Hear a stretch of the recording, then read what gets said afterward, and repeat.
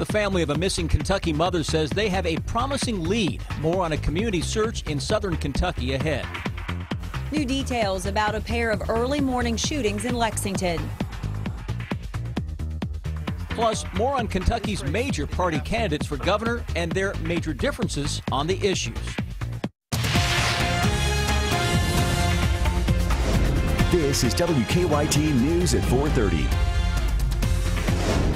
Good afternoon. Sam, Dick, and Amber Philpott reporting. Dozens of people out searching today for a southern Kentucky woman. She disappeared more than a month ago. 24-year-old Whitney Copley was last seen in September. She lived near the Russell-Casey County line.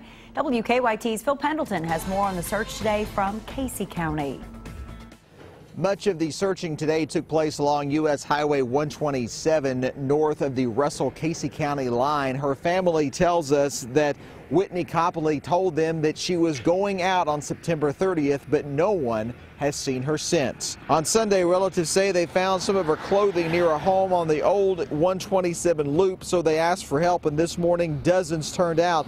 They scoured the hills and wooded area around that home. Other than some syringes they believe were used in drug use and some more clothes, no sign of the woman was found.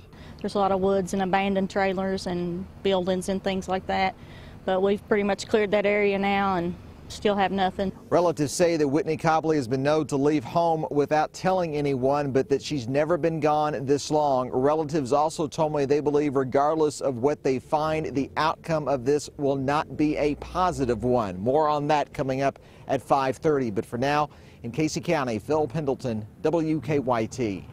State police troopers were at the search scene this morning, but they say the effort was organized by Copley's family. We are tracking the investigation into two shootings in Lexington. The most recent shooting happened just after 5 this morning on Augusta Drive near Eastland Parkway. Police say one man was shot in the leg. The victim was not cooperating with police at first, but the Herald Leader reports the man eventually admitted that he accidentally shot himself. Meanwhile, Lexington police continue to investigate a shooting that happened around 1 this morning on North Limestone between Loudon Avenue and New Circle Road. Police told the Herald Leader that 2 people living in a home got into a fight before a woman shot a man in the stomach. So far, police say no charges have been filed and the shootings are unrelated. Lexington police are looking for the driver who crashed his car into a pole overnight and left a pregnant passenger at the scene. It happened just before midnight on Eureka Springs Drive. Police say when they tried to pull over a black Dodge Charger, the driver took off. Police did not chase the car and later found it wrecked. The driver was nowhere to be found, but police did take a pregnant passenger to the hospital with minor injuries. Beautiful start to November with sunny skies out there, temperatures well above average for this time of year. And we can expect much of the same for the rest of the week. Let's check in now with Chief Meteorologist Chris Bailey. Hi, Chris. Hi, Amber. Hi, Sam. Yeah, temperatures here into early November doing their best run at late September numbers across most of our part of the world, really most of the country.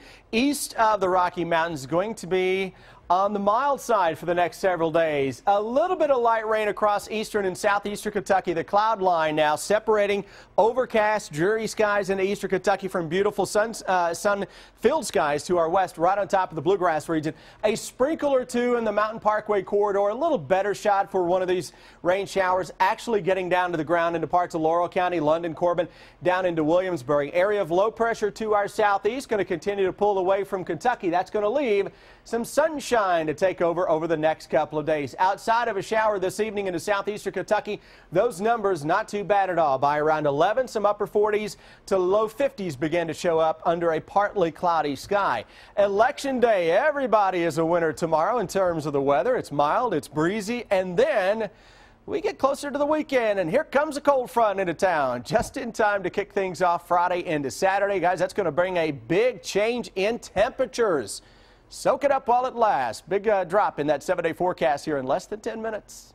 Chris, thank you. They are running for governor. Republican Matt Bevin and Democrat Jack Conway spent the day making last-minute campaign stops in Lexington. Bevin held a rally at Bluegrass Airport today. Conway was at Wild Eggs in Palomar with other candidates on the Democratic ticket. Both of the men have different ideas as to how Kentucky should tackle some big issues like health care and education. Our Rebecca Smith has a look at the similarities and differences between the two candidates in what is seen as a tight race. So maybe you are just right now getting down to thinking about Election Day, which is tomorrow, and voting. Never fear, we've got you covered on all the major issues and where the two candidates for governor stand on them. Perhaps the defining issue for both candidates is health care. Democrat Jack Conway favors the status quo, keeping Connect. Republican Matt Bevin says he would dismantle the state's exchange because Kentucky is already paying for the federal exchange. Starting in 2016, those folks who are enrolled through the Connect exchange will, during that re-enrollment process, re-enroll on the federal exchange, where they can get the very same thing. Well, I do support keeping Connect. I think it's been a national model. It's paying for itself by a 1% fee that's on the insurers that was already in place. We're doing it efficiently. There are major differences in where the candidates stand on education. Matt Bevin is more open to charter schools and going forward with some options that have not been previously tried. I think that Conway is a protector of public education as is, with the exception he wants to add more emphasis on early childhood education. One area the candidates can agree on, coal. Both want more jobs. Both say that coal is important. Each candidate indicates that they would bring some prosperity to Kentucky in different ways. Whether they agree or disagree, our political expert Bill Bryant says this election could be a litmus test for the rest of the country. I think that you will see people take a cue from what happens Tuesday night in Kentucky and attempt to at least say that this may apply across the country, whatever kind of decision that Kentucky makes. For all things election, just hop on over to our website, WKYT.com. You should be able to click on the election tab for that. In Lexington, Rebecca Smith, WKYT News.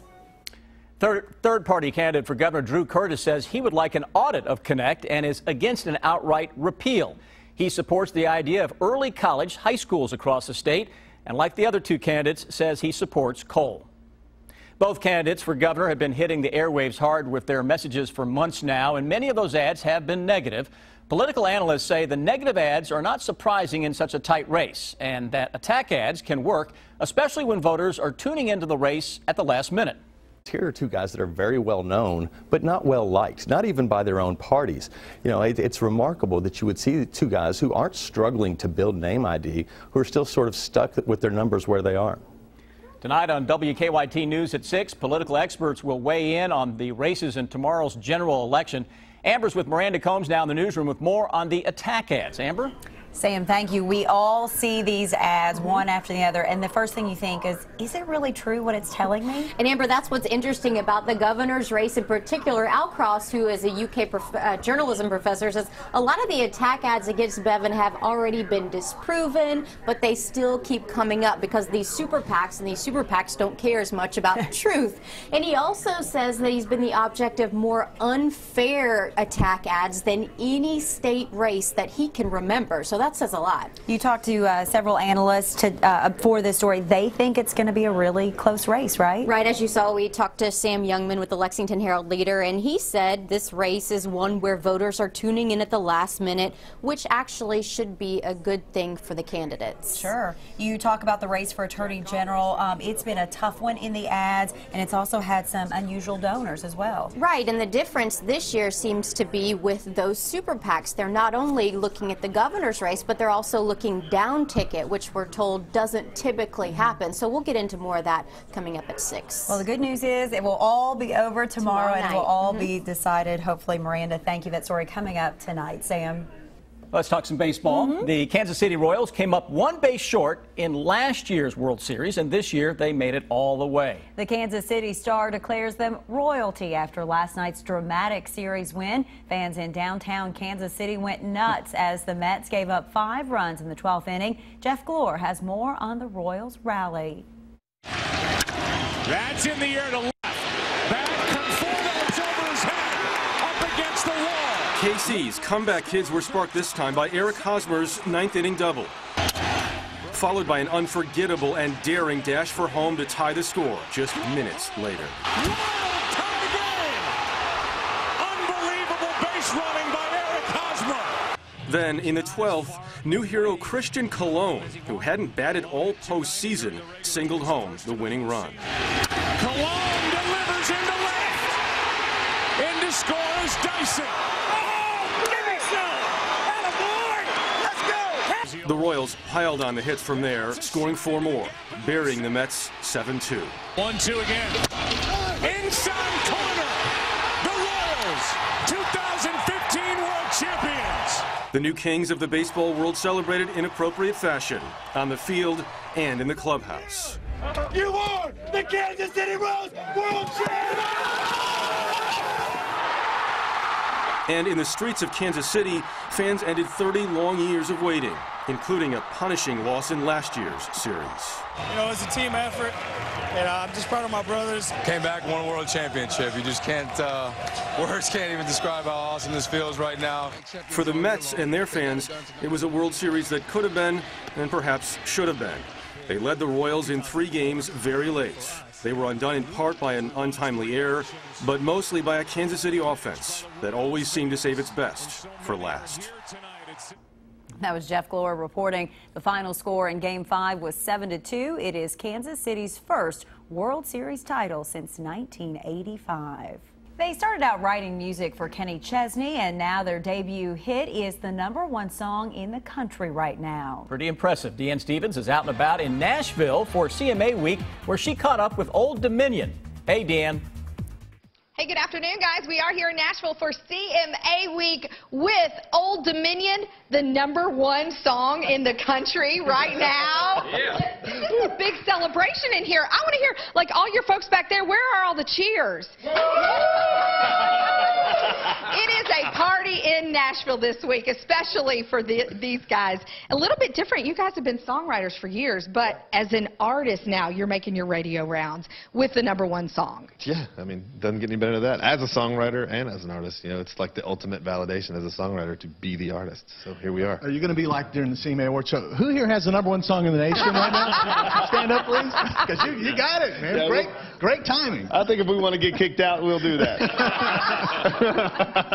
It is, this week is a big celebration for all artists. It's like a big family reunion for you guys, isn't it? Talk a bit about that. Like when you're out here doing these different rounds and you see all your old buddies, people that you've written #1 songs for, by the way. Yeah, well, it's great. Even you know, tonight we're opening up the ASCAP Awards, and we get to celebrate with all our songwriter friends, and then, you know, we'll be at the other awards show, you know, and we'll get to see all the artists, and it's just kind of a week of seeing everyone that we work with. Run down some of those #1 songs you all have written. We've got Say You Do. We've got Better Dick 2, Sangria. That's right. Guy Walks Into a Bar. What did I miss any? Save It for a Rainy Day. Holy cow! I mean, and the list goes on, and now their very own #1 song. Big plans for CMA night. You know, yeah, we're going to dress up real pretty, and we're going to probably drink a lot. Have a few drinks. Do you need some fashion tips from Don? Craig Morgan's been talking to him. He's looking pretty sharp there. He's looking pretty good, man. We got this. This isn't for deer. It's not for a deer stand. I almost wore the exact same thing today. I'm really glad that would have been awkward. awkward. I know, it would have been weird. It would have been weird. All right. Congratulations again to Old Dominion. Thanks for stopping by. Big celebration here in Nashville. I'm Deanne Stevens, Officer Don. Back to you guys. Deanne, thank you. Taylor Swift is being sued for allegedly stealing lyrics for her hit song, Shake It Off. Musician Jesse Brahm claims his 2013 song, Haters Gonna Hate, contains the same 22-word phrase that Swift used in Shake It Off. Swift's song was released last year. Brahm's lawsuit also includes a YouTube link to Haters Gonna Hate, which sounds nothing like Shake It Off. Brahm is seeking $42 million in damages from Swift and her record label, as well as a writing credit on Shake It Off. Former Tennessee Senator and actor Fred Thompson has died. Thompson passed away yesterday at his home in Nashville. He won Al Gore's Tennessee Senate seat back in 1994, then retired when his term expired in January of 2003. He ran for president in 2008 as a Republican Party candidate. Most Americans, though, know Thompson from his roles on the TV show Law and Order and big-budget movies like The Hunt for Red October. Thompson was 73 years old. Kind of hard to believe that this is November. I know, right? What's going on? What a great way to welcome in November, Chris Bailey. Some great weather we're in the middle of. Yeah, 60s out there today. We're going to do it a little better as we go through the next few days with 70s that will show up. And I know you think November 70s don't go hand in hand past 50 years in Lexington. 40 of those 50 years featured 70 degrees in November. So something that we typically see around here. Right now it's low and mid 60s, more clouds across the east than what we're dealing with across parts of central Kentucky as of now. 63 into Jackson, 64 here into Lexington and Corbin, checking at 63 degrees as well. The farther southeast that we go, more in the way of some clouds and spotty showers into the southeastern corner of the state. Overall, though, things appear to be in pretty fine shape as we roll into your election day. We'll get a check on that coming up a little later. Right now, let's go to Officer Don for a check on traffic. Don? A live look at Lexington traffic flow this afternoon. It looks like we're okay in the Manawar and Hamburg area on 75 going southbound. And on the circle, they report of a collision on Tates Creek Road just past the circle. It's a fender bender. It's not hitting too hard as far as getting through there right now. Just to make you aware. Drive times, okay toward Georgetown, Paris, Winchester, Mount Sterling. Nothing major happening on the interstate, so it's not really affecting our drive times. Nicholasville and Manawar, that intersection's clearing okay. Now back to you in the studio. Officer Don, thank you. Proof that millennials love pizza and what to do with those old Halloween pumpkins. It's the video that will have you talking. Take a look at this. Millennials can't seem to get enough of pizza. It's cheap and it's what 20-somethings pay for most often, according to data from Venmo. Never heard of Venmo? Well, it's a popular app millennials use to transfer money to each other in just a matter of seconds. The app is free for now unless you use a credit card to pay someone. And you don't have to use the same bank as the person you're transferring money to. Venmo is owned by PayPal and is touted as one of the fastest growing apps in the world.